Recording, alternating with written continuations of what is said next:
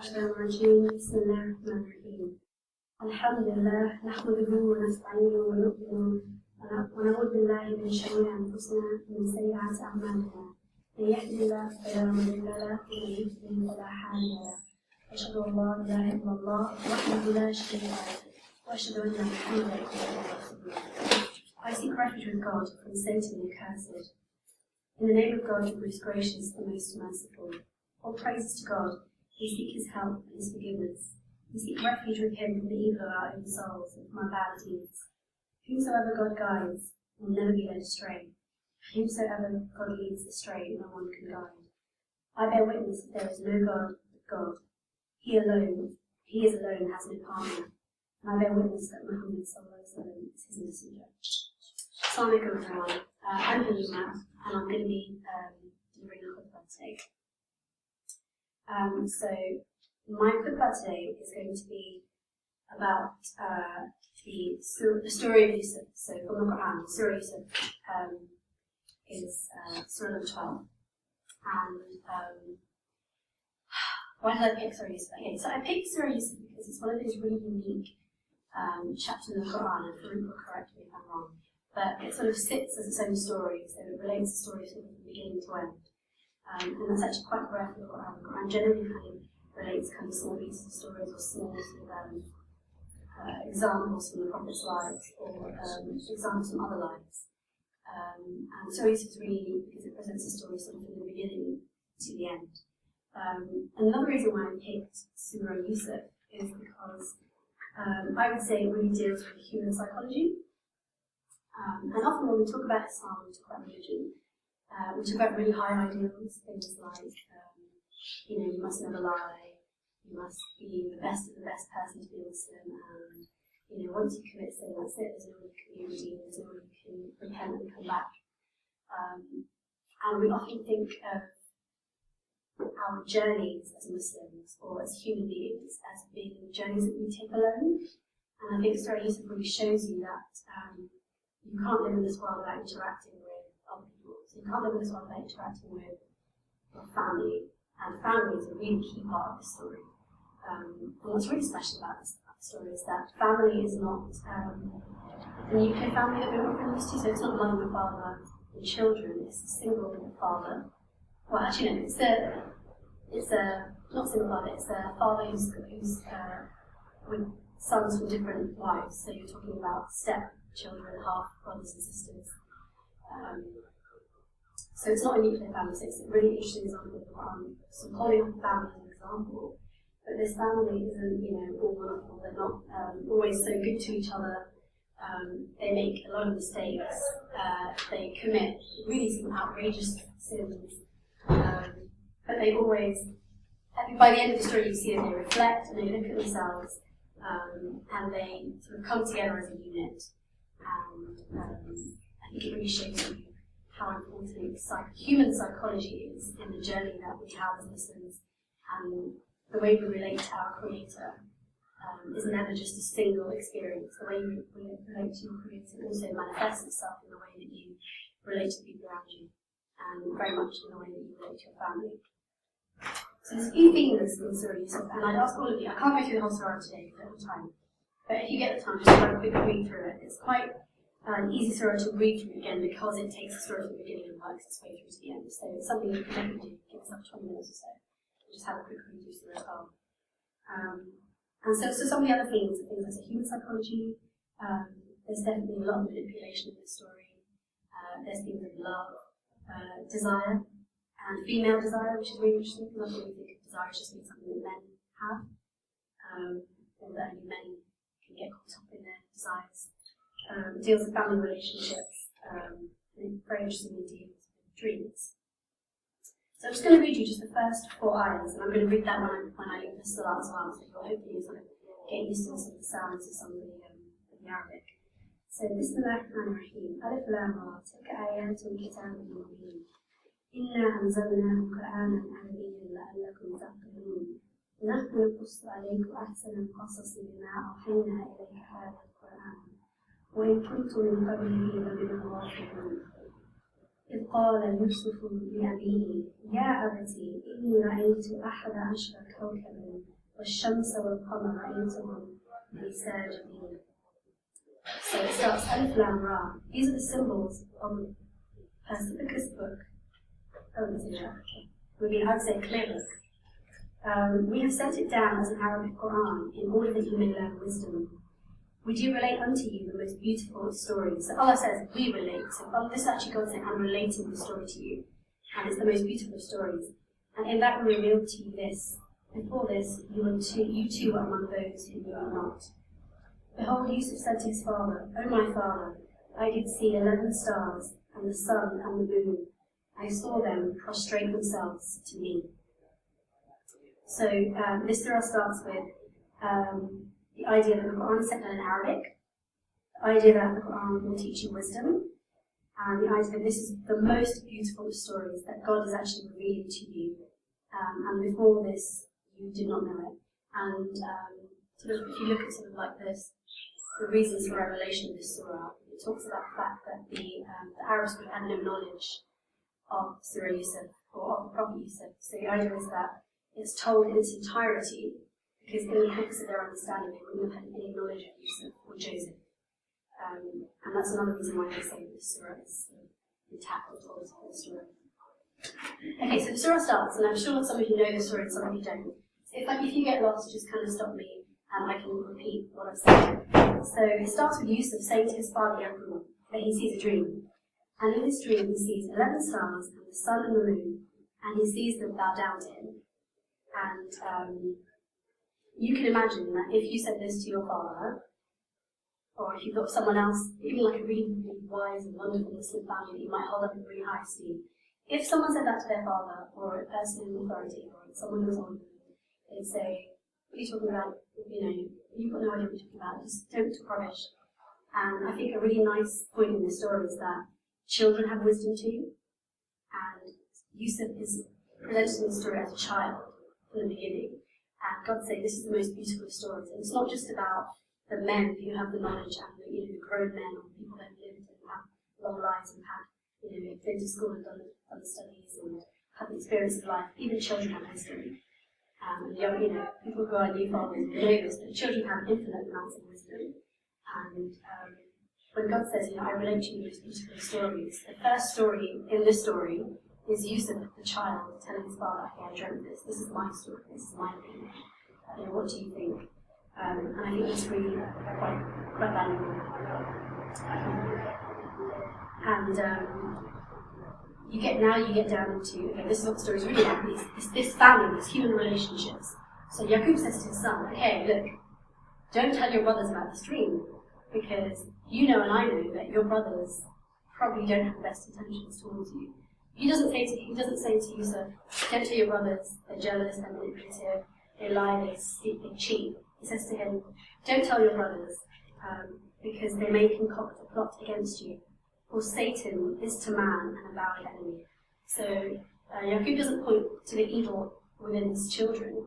He points to this external evil that everyone has to deal with. So this idea of Shaitan. Whether we believe Shaitan is a real being in existence is sort of irrelevant. The idea is that there's evil outside of everyone, or evil within everyone, but he doesn't sort of class his other children as evildoers. He tries to draw Yusuf to, you don't tell your brothers because Shaitan is an avowed enemy. So he draws him away from hating his brothers to seeing the evil Shaitan, or the evil that bad thoughts and negative emotion can have. Okay, so I don't want to go into the whole story because it's really, really long. But essentially, I'm sure you guys know the story. So the brothers take Yusuf out, and his father warns them that I really don't want to take Yusuf, I'm really worried about him. A wolf might eat him. And again, Yaqub, the father of Yusuf, he's using this third idea. So it's not that I'm worried that you'll have my son. I'm worried that a wolf might have my son. So, I really have good opinions about you. I really trust you, but I'm worried about this third person, this elephant in the room. It's not you. It's just these external evil forces. And he's always trying to draw out the best in his children. Always trying to draw out the best in them. So to cut a long story short, Yaqub's right, and they decide to drop Yusuf into a well. And they go back to their father and they say, oh, Yusuf's been killed, and they show the blood on Yusuf's shirt. And as we know, Yusuf is found in the well, and Allah says, we will look after you, we will protect you, even in your worst times. So now Yusuf's alone, and with his family, he wasn't doing so well anyway. His brothers were, hurting him. They were manipulative. They were rude. They were jealous of him. They throw him into a well. He's in that well alone. And God says to him, even in your time when you're all alone, I'm still there for you. Yusuf doesn't lose hope in the idea that something better is coming, because he has this dream. He has this vision of something better, that's coming, something that's going to be in his future. So Yusuf ends up in the house of a minister in Egypt, and he becomes very beautiful. He grows into a very handsome man, and the family that he lives with, so the wife and the husband, he grows into a beautiful young man, and the story then takes us to this idea of desire, sexual desire essentially, and the wife of Aziz tries to manipulate him. So the Quran says that she desired him, and the Quran says that he desired her back, but he knew that it was better for him not to do anything, because this is the house of the man that feeds him and clothes him and looks after him. And I think again that's a really interesting aspect of the Quran, is talking about female desire, and how manipulation can be used to try and get people to do things. And we should never use manipulation as a way. We should never use manipulation as a way to make people do things that we want. So love is kind of confused in the story. So the brothers say they love Yusuf, but they trick him and they throw him in the well. The wife of Aziz says that he loves her, but again he tricks him too. And very sadly, Yusuf ends up in prison. So again, you've got all of these human interactions going on.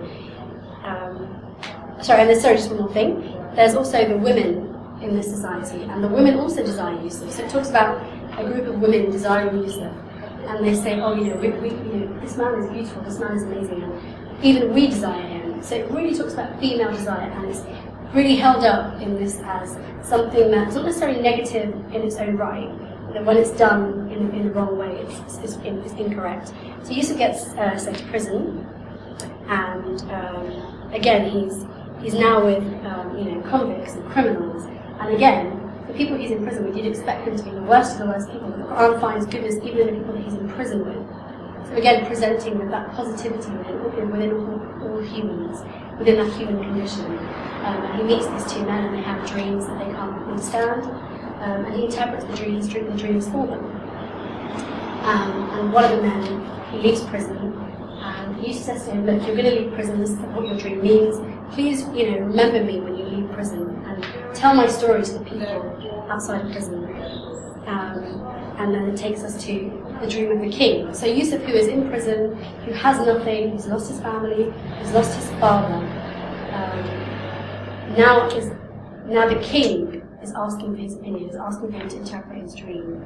And it just shows you how God can take you from the lowest of the low to the highest of the high. So he interprets the dream of the king. And this is the 7 fat cows and 7 skinny cows. So he interprets the dream of the king, and he says to the king, okay, you're going to have 7 years where there'll be plentiful, food will be plenty, the crops will grow, and there'll be plenty of food, and then there'll be 7 years of abject famine. And the king says, okay, this makes sense, I want to be able to interpret this dream, I've been having it for so long. And he says, okay, I want you to come out of prison now, and to come join me. And Yusuf says, no, I'm not willing to leave prison, because I have been unjustly imprisoned. You've accused me of assaulting a woman, of desiring a woman that I didn't do anything wrong. And he stands up for this idea of justice, and he stands up. He said, I'd rather stay in prison if you consider me to be immoral, or if you consider me to have done something I haven't done. And again, it's that confidence. So in front of a king, he's got that confidence to say, I'd rather stay in prison than have you believe me something that's not true. And he also wants to find out what's going on with these women in this town. Are they still desiring him? Do they still have evil plots against him? And what happens? The wife of Aziz and all of these women are given a voice. They're given a voice in the Quran. And they say, you know what, we've repented. And Allah gives them, I think, 6 or 7 lines where they actually have the opportunity to explain their perspective. and to say, we've repented and we've seen that this materialism, so the materialism of another body, someone else's body, this materialism of our Father loving Yusuf more than he loves us, and this idea of sort of the materialism of people, of goods, of sexual desire. And the wife of Aziz says, I've renewed myself spiritually and I can see what I did was wrong. So the wife of Aziz repents and she finds this greater spiritual awareness. So even this woman who shows this desire that we obviously like to pretend women don't have, she's still given that opportunity to repent and to find God. And again, Yusuf shows this balance between humility and confidence, saying to the king, until you find me innocent, I'm not willing to do anything for you. And then the king says, no, we checked what's going on, and we believe you, and we believe you to be innocent. And Yusuf says, okay, well then I need a job. I want you to make me the Chancellor of the Exchequer, the George Osborne of Egypt. And again, this is someone who's come out of prison, someone who's, as far as the Quran has kind of told us, doesn't really have any sort of formal education, and yet he's standing in front of the king with this humility and this confidence that if I don't do something, these 7 years of famine could wipe out thousands of people, people could die, and he has this confidence to say, no, I've got to do something about it. And what's really valuable for us, okay, so we have the examples of family relationships, the examples of love. Prophet Yusuf is in a non-Muslim society, and he is promoted to being, the head of the stores, the Chancellor of the Exchequer, what's the other term? It's like the Secretary of the Economy or something like that. And he's doing this in a non-Muslim society. And I think that's a real example for us all. So in the Prophet's time, okay, they lived amongst Muslims, but for us, it shows us even more that, okay, we feel kicked and we feel like Islamophobia is everywhere, that wherever we look, and it does really feel like wherever we look, there's a story about Muslims. The Muslims have done this, the Muslims are taking over schools, the Muslims are concocting all of these plots to try and take down society, and bring Sharia law. And you have this story of Yusuf, who at every turn has been thrown in a well, has been, almost essentially accused of trying to rape someone, put into prison, and still he looks at the positivity of people, and he looks to the best of people, and he has that confidence, and he has that humility, and it takes him to becoming and giving him such a high position in a non-Muslim country, in a non-Muslim government. And he doesn't seek to try and convert the king, he doesn't seek to try and spread Islam everywhere. For him, it's about being a good person, it's about protecting people from famine, it's about having that sort of greater spiritual awareness where he always has that connection to God, but at the end of the day, he never forgets about his connection to his family and to his wider society. And just one more last point on the story of Yusuf. Pain and despair. So I think we have this idea that when someone dies, we shouldn't mourn them for more than 3 days. Once someone dies, you have 3 days to mourn them, and then that's it. You're expected to carry on with your life as it is. In this story of Yusuf, Yaqub, so Yusuf's father, essentially is almost in depression about the fact that his son has left him. And he's kind of this depression where he talks to God all the time. He's saying, you know what, I lament for Yusuf, but I lament to God for Yusuf. And he's in this emotional turmoil. And the Quran gives that sort of, it gives it justification. So often when people are in we talked about, we went to the, we talk about sort of asylum seekers and things, people who are going through such horrendous turmoil in their life. And we kind of expect people to just get on with it. You've left that behind now, carry on with your life as it is. And Yaqub is living with his sons, and he's lost one son, and yet he can't get over it, he can't move on, he can't move beyond it. And Allah understands that abject pain and suffering, and it validates it, and it doesn't say to Yaqub, oh, you know what, you should just get on with it, and you should forget your son, you should just worship me, and you should be happy all the time.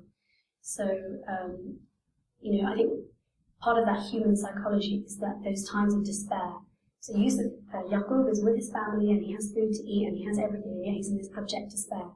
And yet Yusuf is in prison, and he's in a well, and yet he has this confidence and this positivity. And it shows in our human journeys, in our experiences in life. We will go through these changes regardless of the external surroundings. So we can be in the best of company, and we can feel an abject depression.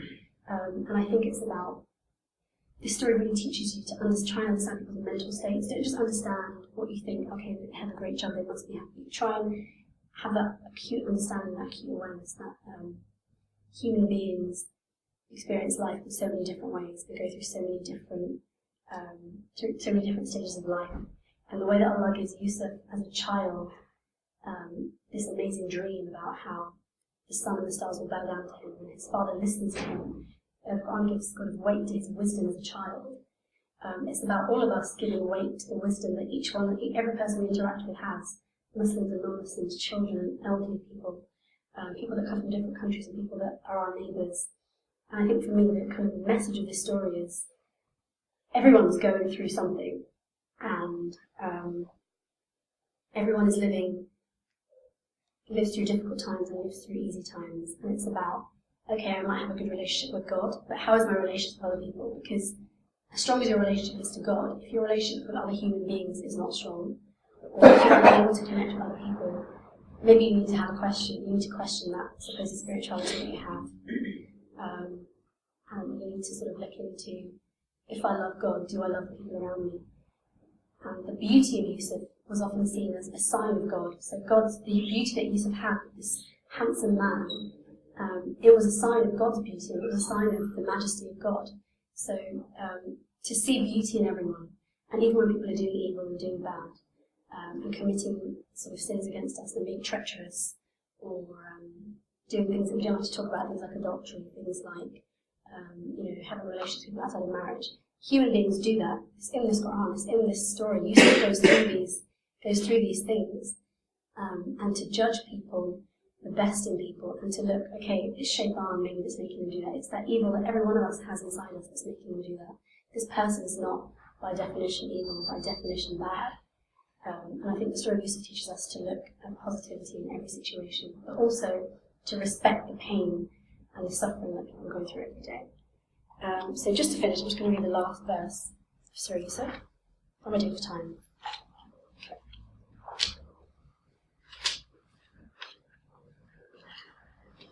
Okay. So this is the end. After this very long story, Yusuf's father and his mother and all of his brothers come to see him as this sort of chancellor of the exchequer, the chief of the stores. And I'll just read that out to you. وَرَفَعْنَا أَبَوَيْكَ عَلَى عَرْشِهِ وَخَرُّوا لَهُ سَجَّدًا وَقَالَ يَا أَبَتِ هَذَا تَأْوِيلُ الرُّؤْيَا مِنْ قَبْلُ قَدْ جَعَلَهَا رَبِّي حَقًّا. And he raised his parents high on the throne, and they fell down in prostration before him. He said, "O my father, this is the fulfillment of my vision of old. Allah has made it come true." So that was the wisdom of the child coming true. I can't assume, but I would say maybe 10 years, we're talking 20 years, 30 years. And it's that journey of life, and clinging to our relationships and to God. So just to quickly relate this to dunya, because I think it's really important to relate stories of the Quran to the life that we live today, and I've tried to do that a little bit. There's been a story in the news recently about Operation Trojan Horse. So this is this leaked letter that was sent that accuses some Muslims in a school in Birmingham trying to take over the school and convert the school sort of like to segregated classes, and encouraging people to sort of be taught Islamic studies in favour of sort of other religions, and to really just sort of push this Islamicization of education. And it's in the news everywhere. It was on Newsnight last night. We had Colleen talking about it. We had lots of. There's just been so much debate and so much fear around these stories. And I think for each one of us, when we think of the story of Yusuf, when we think of this prophet who was in a non-Muslim country who reached the heights of the heights from a political perspective, it shows us that we all have a role to play. And whether the story is true or not, and I assume that it's probably not true, and it seems as though this letter is a forgery anyway, that we are always being the best role models, and we are always being humble but being confident.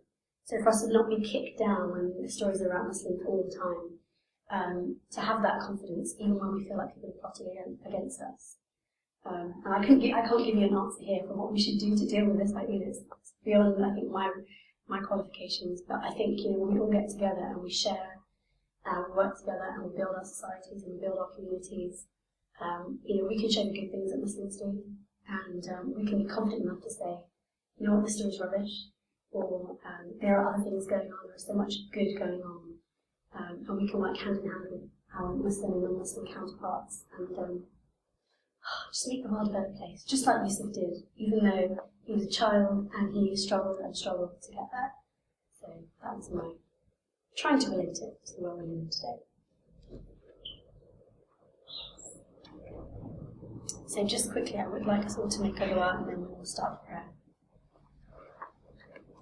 I'm going to do it in English just so I think it makes it more relevant. I'm just going to turn and face the Qibla, that's okay. Oh Allah, make us strong like Yusuf. Oh Allah, help us bond closer and closer to our families and friends. Oh Allah, give us the confidence and the humility in every situation and scenario. Oh Allah, help us outstretch our hands to those who are suffering. Oh Allah, let us not forget that in every pain that we have, that we turn to you and that we share our pain with you. Oh Allah, we pray for all of our family and our friends who are in hospitals now, who are suffering with incurable diseases. Oh Allah, give them cures and make their journey easy. Amen. Oh Allah, we pray for all of those people who we have lost. Oh Allah, grant them the highest place in Jummah. Amen. Oh Allah, we pray for our Muslim brothers and sisters across the world who are struggling under oppressive regimes, who are dying in wars, who are dying without food. Oh Allah, give us the strength to work for them, to share the resources that we have, and to make the world more just and true. Amen.